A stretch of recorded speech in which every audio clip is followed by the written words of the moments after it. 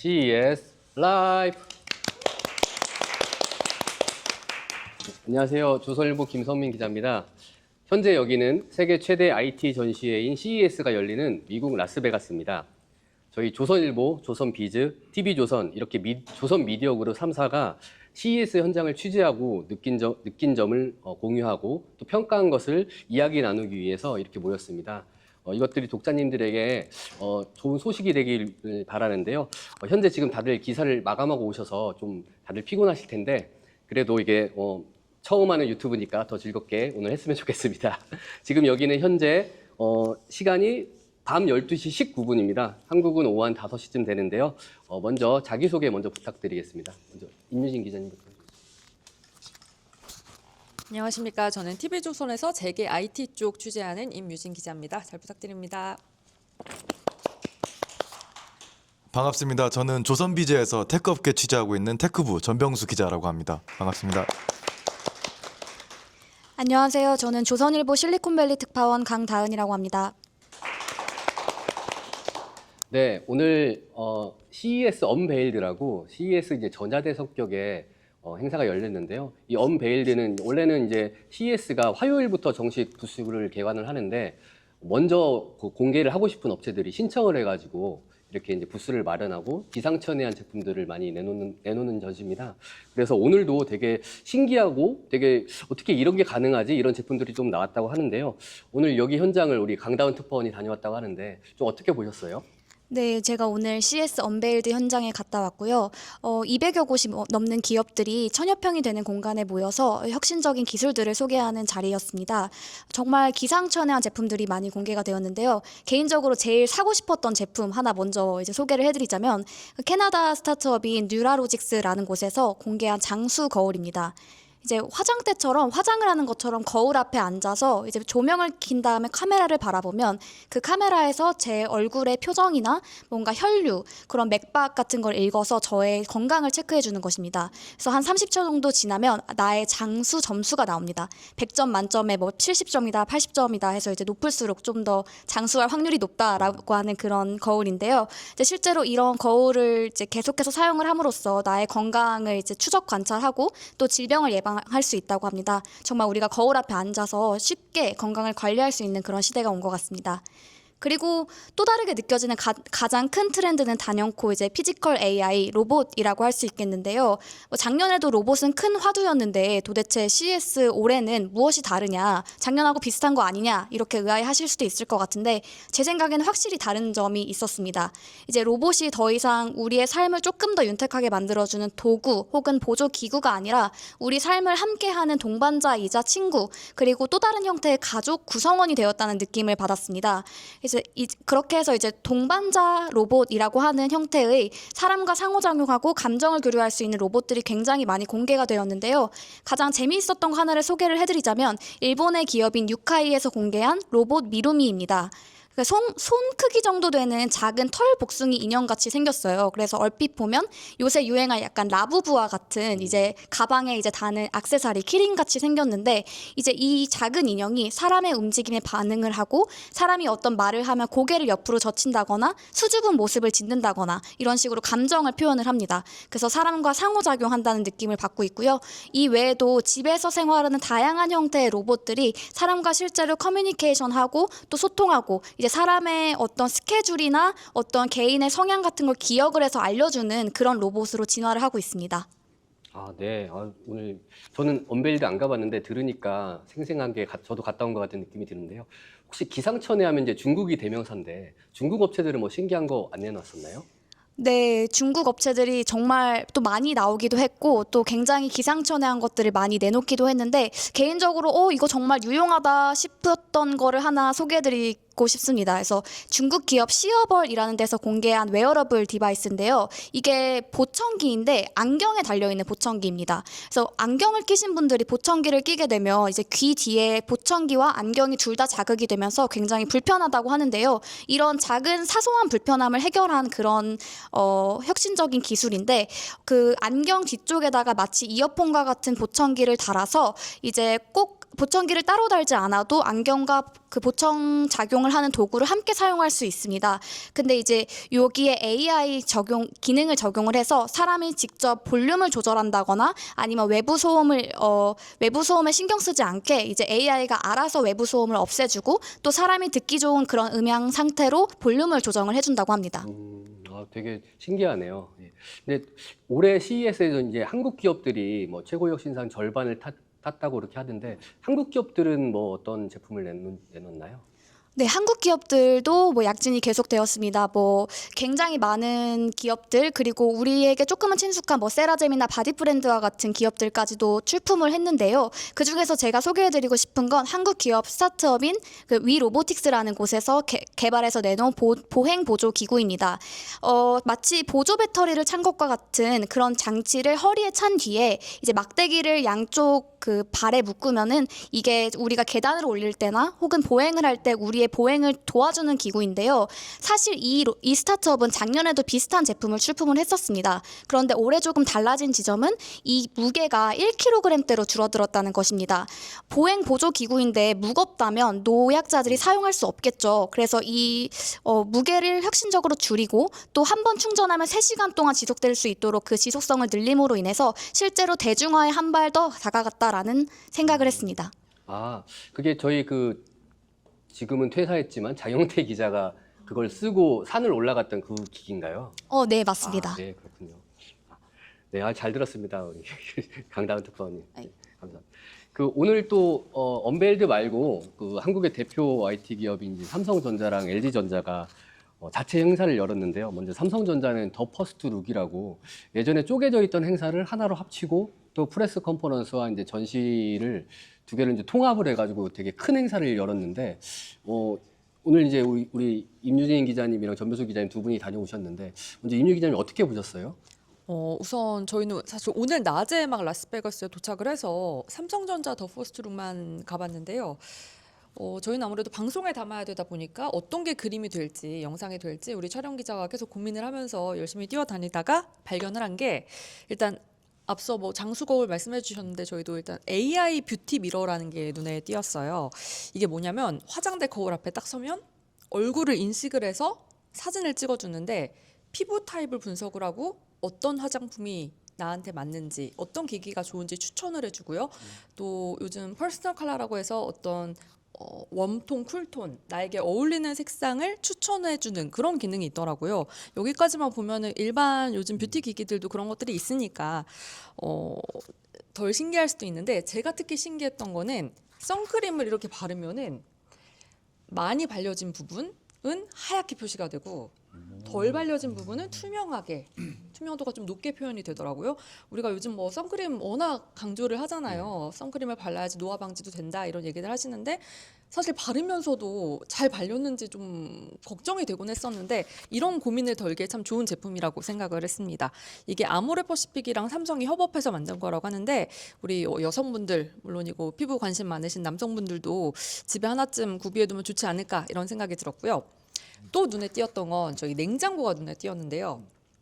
이게 앞에 서서 문 열어줘 하면은 말을 인식을 해서 문이 자동으로 열립니다. 근데 저는 이게 신기했는데 삼성전자 분들 그리고 작년에 와봤던 선배들이 말하기를 이거 예전에도 있던 기능이다. 근데 올해 추가된 거는 닫히는 기능까지 추가가 됐다. 문 닫아줘 하면 닫히더라고요. 차이가 별로 없을 것 같은데 또 다른가 보네요. 네, 그렇다고 합니다.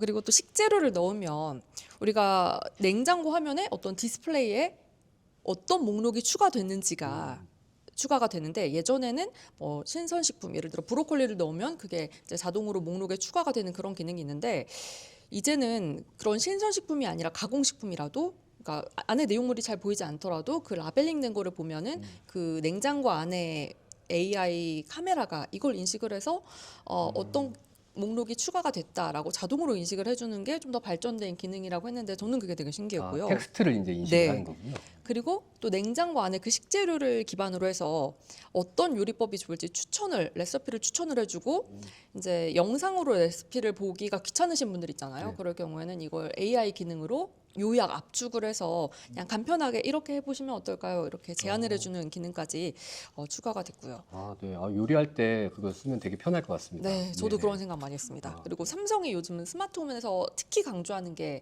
연결성이잖아요. 근데 이 냉장고의 재료들을 바탕으로 해서 이제 최적의 조립값들 이제 추천을 해서 이거를 여기서만 그치지 않고 실제 오븐이나 인덕션 같은 실제 기기로 이 조립값을 자동으로 보낼 수가 있대요. 그러면은 뭐 자동으로 그 목록만 보고도 요리를 할 수 있게끔 되는 거죠. 이렇게 기기들이 연결이 된다는 게 되게 신기했고요. 저는 시간이 없다 보니까 이 두 가지를 좀 중점적으로 봤는데 기기들이 연결이 되면서 이제는 뭔가 가전이 아니라 집 자체가 하나의 AI가 되는 것 같다 이런 아, 생각을 네네. 하게 네, 됐습니다. 저도 임 기자님 말씀 들어보니까 오늘 저도 이제 삼성 컨퍼런스 이제 들어봤는데 정말로 이제 강조하는 게 단순히 기술 하나가 아니라 연결이 돼서 하나의 이코시스템을 만드는 것 쪽으로 많은 가전업체들이나 다른 테크 기업들이 가고 있다 이렇게 그런 생각이 들었고 특히나 이제 노태훈 사장님이 오늘 컨퍼런스 발표하셨을 때 다른 기업들보다 삼성이 제일 잘한다 이런 얘기를 하셨거든요. 그게 왜냐하면 이제 전 세계에 5억 대가 팔리는 1년에 5억 대가 팔리는 삼성전자의 스마트폰, TV, 뭐 가전제품을 통해서 사용자의 데이터를 모아서 그거를 분석을 해서 이제 맞춤형으로 서비스를 할 수 있다는 게 이제 가전업계나 아니면 모든 산업들이 다 AI화 되면서 데이터 기업이 되는 거 아니냐 이렇게 저는 생각이 들었습니다. 오늘 같이 들었던 우리 정병수 기자님은 어떤 걸 보셨어요? 저도 마찬가지로 삼성전자의 그 AI 비전을 공개하는 더 퍼스트로 행사를 취재를 하고 왔는데요. 제가 느꼈던 거는 이번 행사의 압권은 단연코 130인치 마이크로 RGB TV다. 이렇게 말씀을 드릴 수 있을 것 같습니다. 이 제품이 무대 정중앙에 그리고 전시관 한가운데에 놓여져 있었는데요. 이전까지만 해도 CES의 주인공은 TV랑 디스플레이라는 말이 있을 정도로 TV에 대한 관심이 뜨거웠습니다. 근데 이제 이 AI라는 메가 트렌드가 급부상하면서 생성형 AI라든지 에이전틱 AI라든지 로봇, 피지컬 AI 관심이 쏠리다 보니까 살짝 뒷전에 좀 밀려난다는 느낌이 강했었는데 삼성전자가 압도적인 크기와 화질의 TV 신제품을 공개하면서 아, TV가 돌아왔구나라는 걸 좀 느낄 수가 있었습니다. 그러면 이게 얼마나 큰 제품이고 어떻게 화질을 구현하느냐라는 궁금증이 생기잖아요. 일반적으로 우리가 33평 아파트에 들어가는 TV 크기가 뭐 75인치에서 85인치 사이라고 합니다. 이거보다 거의 1.5배 이상 큰 사이즈고 저희가 일반 아파트 엘리베이터로는 이걸 실어나를 수가 없어서 정말 초프리미엄 시장을 겨냥한 제품이라고 뭐 이해할 수가 있을 것 같습니다. 그리고 이 화질이라는 건데 이 화질의 비결은 이 RGB라는 단어의 글자에 숨겨져 있습니다. 네네네. 기존의 LED TV 같은 경우에는 흰색 LED에 컬러 필터를 씌워가지고 색을 구현을 했는데 RGB TV 같은 경우에는 청색, 녹색, 붉은색 LED가 직접 탑재가 돼가지고 색깔을 직접 내기 때문에 색깔이 훨씬 더 선명하고 화질이 더 세밀하게 구현이 될 수가 있는 것이죠.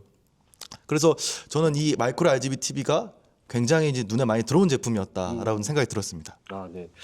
그 요즘 이제 중국 TV들도 많이 발전을 했잖아요. 근데 아까 뭐 광고도 이런 거 보니까 하이센스나 TCL도 이제 RGB TV를 이번 CES에 공개를 하는 것 같던데. 예. 어떤가요? 아, 이것도 굉장히 눈여겨봐야 될 지점이긴 합니다. 네네. 이 하이센스가 초대형 광고 현수막에 무슨 문구를 내걸었냐면 The origin of RGB mini LED TV. 아, 오리지널. 우리가 RGB TV mini LED RGB TV는 원조다 이렇게 얘기한 건데요. 네네. 틀린 말은 아닙니다. 그러니까 2025년 CES에 RGB TV를 들고 나왔고 하이센스가 그리고 하이센스가 116인치 TV를 세계 최초로 시장에 내놨는데 살짝 다른 지점이 있습니다. 삼성은 마이크로 LED가 들어가고 하이센스는 미니 LED가 들어간다는 건데 이 마이크로 LED가 칩 소자가 훨씬 더 작기 때문에 소자를 훨씬 많이 더 집어넣을 수가 있고 그렇기 때문에 세밀하게 이거 색을 더 구현하게 해낼 수 있다는 장점이 있습니다. 삼성전자나 LG전자가 내놓는 마이크로 RGB TV가 다 그런 성격이 있죠. 그리고 TCL도 RGB TV를 내놨는데 논란이 있습니다. 최근에 이제 시장 조사 업체 옴디아에서 이제 보고서를 냈는데 이 RGB TV에 G랑 B는 LED가 들어가는데 R이 LED가 안 들어간다라는 가짜 RGB TV 논란이 있어서 TCL이 이번에 어떻게 이와 관련한 이야기를 하는지를 좀 지켜봐야 될 지점이고 중국 기업의 전략이 어떻게 되고 삼성전자, LG전자는 이들을 따돌리기 위해서 앞으로 어떻게 해놓을지를 지켜보는 게 시장의 최고의 관심사가 될 거라고 저는 생각을 하고 있습니다. RGB TV인데 R이 없으면 빨간색을 어떻게 내는 게 되게 궁금하네요. 저도 그게 궁금한데 네. 이제 뭐 여러 가지 이야기는 있지만 구체적인 거는 TCL이 어떻게 그걸 해명을 하는지에 관심이 좀 쏠릴 것 같다라는 게 제 생각입니다. 네, 아유, 감사합니다. 오늘 이렇게 또 삼성 말고 또 LG도 프레스 컨퍼런스 행사를 하나 했는데요. 이제 더 프리뷰라는 TV 신제품 공개 행사를 했습니다. 그래서 거기에 이제 가서 취재를 했던 우리 조선일보 유지한 기자님을 모셨는데요. 유지한 기자님 오늘 어떻게 보셨어요? 네, 그 앞에서 말씀 주셨던 것처럼 이 TV가 사실 CES에서 가장 주목받는 기술 중 하나였거든요. 왜냐하면 이 정말 크고 화려하고 이런 기술을 보일 수 있기 때문에 이 관중들의 시선을 가장 주목을 받는 기술이었는데 이번 LG도 그거에 걸맞는 기술들을 선보였습니다. 전시관에 가장 먼저 들어가면 보이는 게 이번에 월페이퍼 TV라고 LG 올레드 에보 W6를 전시했습니다. 이게 어떤 기술이 들어갔냐면 두께가 9mm 정도 됩니다. 9mm가 얼마나 얇냐면 이게 그 연필 한 자루 정도밖에 안 됩니다. 사실 집에 다 가정에 TV가 있으시니까 직접 한번 보시면 연필 한 자루 정도는 안 되거든요. 그만큼 이제 엄청 압축적으로 한 건데 여기에 또 이제 과거에도 이제 2017년에 LG전자가 월페이퍼 TV를 내놓은 적이 있습니다. 이 당시에는 스피커가 이제 이 TV 안에 들어있지 않았어요. 근데 이번에는 스피커, 뭐 메인보드 이런 모든 부품들을 다 한 번에 집어 넣으면서도 얇게 만들었다. 이게 LG가 강조하고 있는 부분입니다. 이게는 저는 테크 출입 기자인데 약간 무식한 질문일 수도 있는데 이게 얇게 만들면 부품 내구성이 좀 떨어지지 않을까요? 그렇죠. 근데 그럴 수 있는데 일단 얇게 만들 수 있는 기술의 그 배경에는 이게 올레드 TV이잖아요. 올레드 TV라는 게 OLED 기술인데 그 자발광하는 소자를 사용합니다. 그 올레드 TV랑 이제 많이 거론되는 그 제품들이 LCD TV인데 LCD는 뒤에 백라이트라고 빛을 비춰준 판이 하나 있습니다. 그러다 보니까 두께를 두껍게 만들 수밖에 없는데 올레드는 이제 그런 판이 필요 없다 보니까 얇게 만들 수 있습니다. 그거에 맞춰서 LG가 이제 다른 스피커나 메인보드 같은 부품들도 얇게 또 이제 슬림화하고 강화해서 이제 부품을 집어 넣었습니다. 아, 네, 그렇군요. 오늘 다들 너무 고생하신 것 같습니다. 네. 네. 사실 오늘 CES는 전초전이고요. 사실은 내일부터 본격적인 CES가 시작됩니다. 내일은 이제 각 기업들이 미디어 컨퍼런스를 하면서 현대차도 그렇고 소니 아니면 뭐 TCL, 하이센스, 보쉬 이렇게 기술이라면 내로라 하는 기업들이 나오는데요. 내일도 저희들이 열심히 이제 나눠서 취재를 한 후에 다시 또 이렇게 모여서 어떤 기술을 봐왔고 어떻게 느꼈는지 어떻게 평가하는지에 대해 다시 한번 이야기를 나눠보려고 합니다. 오늘 너무 기자님 너무 고생 많으셨고 내일 또 찾아뵙겠습니다. 네, 그러면 내일 또 저희가 또 부족하지만 또 독자님들께 저희가 찾아가겠습니다. 네, 감사합니다.